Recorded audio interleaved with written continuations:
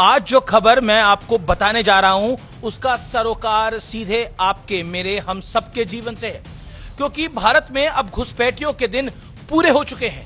क्योंकि नक्सलवाद के खात्मे के बाद गृह मंत्री अमित शाह घुसपैठियों के पीछे मिशन मोड में जुट गए हैं। बंगाल में भारतीय जनता पार्टी की जीत के साथ ही गृह मंत्री अमित शाह ने अपने वादों को अमल में लाना शुरू कर दिया है। यानी भारतीय जनता पार्टी ने जो संकल्प पत्र बंगाल में जारी किया था उसको अमल में लाया जा रहा है और आगे की प्लानिंग ऐसी है जो घुसपैठियों और उनके पॉलिटिकल आकाओं के पसीने छुड़ाने के लिए काफी होगी। 28 मई को गृह मंत्री अमित शाह ने साफ साफ कहा, घुसपैठ पर सरकार की नीति जीरो टॉलरेंस वाली है। अमित शाह का बयान यूं ही नहीं आया था, उसके मायने बेहद गहरे हैं। हमारी सरकार का संकल्प है देश भर से एक एक घुसपैठिए को चुन चुन कर देश के बाहर निकालना। पूरी क्रोनोलॉजी समझ लीजिए व्यूअर्स।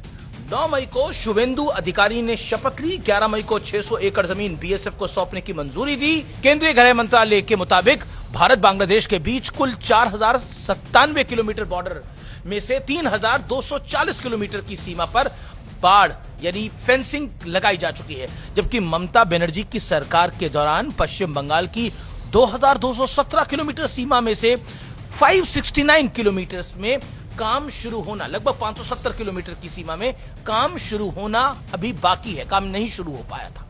अब वहां भी शुरू ये काम हो गया है। गृह मंत्री 22 मई 2026 को बीएसएफ के कार्यक्रम में शामिल हुए थे। वहां उन्होंने एक बड़ा ऐलान किया था, सरकार अगले साल स्मार्ट बॉर्डर प्रोजेक्ट लॉन्च करेगी। इसके दायरे में पाकिस्तान और बांग्लादेश से लगी कुल करीब 6000 किलोमीटर लंबी सीमा आएगी। यानी बात अब तार और बाढ़ से आगे निकल चुकी है, यानी सिर्फ फेंसिंग तक नहीं है और आगे निकल गई है, क्योंकि इन बॉर्डर्स को तकनीक की मदद से अभेद किला बनाया जा रहा है। AI powered surveillance, drone, radar, smart कैमरे, thermal imaging system, underground sensors और रियल टाइम मॉनिटरिंग सिस्टम और दुश्मन के ड्रोन्स पर पैनी नजर रखने के लिए 24/7 ऑटोमेटेड सर्वेलेंस ग्रिड। 26 मई को एक और बड़ी घटना घटी। उसी दिन गृह मंत्री अमित शाह ने एक हाई लेवल कमेटी का ऐलान किया था। यह कमेटी पूरे भारत में हो रहे अननेचुरल डेमोग्राफिक चेंज का इवैल्यूएशन करेगी। इलाज की पहली डोज का असर देखिए, बंगाल में बांग्लादेश से मिलने वाले बॉर्डर्स पर वापस लौटने वालों की भीड़ लगी है। ये कौन लोग हैं व्यूअर्स? ये लोग भारत में कैसे आए थे, यहां कैसे रह रहे थे और अभी वापस क्यों लौटने को मजबूर हुए? ये पहले क्यों नहीं गए?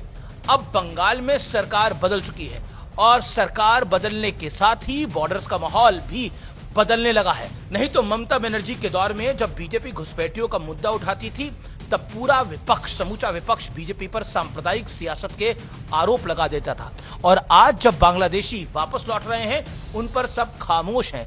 गजब का सेकुलरिज्म है जनाब, सुनिए जरा। पहले ममता के शासन में हर रोज घुसपैठ होती थी, अब घुसपैठ करने वाले अपने आप वापिस जाने लगे हैं, अपने आप जाने लगे। एक कहावत है, समझदार को इशारा काफी है।